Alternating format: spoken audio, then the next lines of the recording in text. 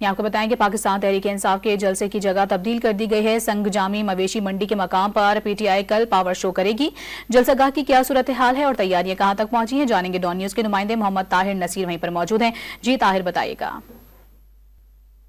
जी बिल्कुल, देखिए पाकिस्तान तहरीक इंसाफ की जानिब से कल इस्लामाबाद में ऐसा किया जाएगा और इस हवाले से जिला इंतजामिया की जानिब से एनओसी भी जारी कर दिया गया। ताहम एक दफा फिर जलसे की जगह तब्दील कर दी गई। इससे कबल जो जलसा होना था संगजानी बाजार में होना था, लेकिन अब जो जगह बताई गई है वो जीटी रोड से मुल्हिका एक ग्राउंड में बताया गया है। और इस वक्त जिस मकाम पे मौजूद होंगी वो पिंडाल है जहाँ पे पाकिस्तान तहरीक इंसाफ की जानिब से जलसा किया जाएगा। अगर हम तैयारियों की बात करते हैं तो यहाँ पे ये शिकायत मौसूल हुई है कि स्टेज लगाने के लिए कुछ कारकुनान आए थे, लेकिन उनको भी इस्लामाबाद पुलिस ने भगा दिया है। और अभी सूरत हाल यह है कि इस ग्राउंड के अंदर कीचड़ बहुत ज्यादा है और ऐसा लगता है कि पाकिस्तान तहरीक इंसाफ को जलसे की इजाजत नहीं दी जा रही, क्योंकि जो मेन दाखिली रास्ते हैं वहां पे भी कंटेनर्स लगा दिए गए हैं। और जो जिला इंतजामिया के साथ शराइत तय की गई है, 41 शराइत रखी गई है और जलसागाह पहुंचने के लिए मुख्तलिफ रूट्स जो हैं उनको मुतय्यन किया गया है कि जो शख्स जो कारकुन रावलपिंडी से आएगा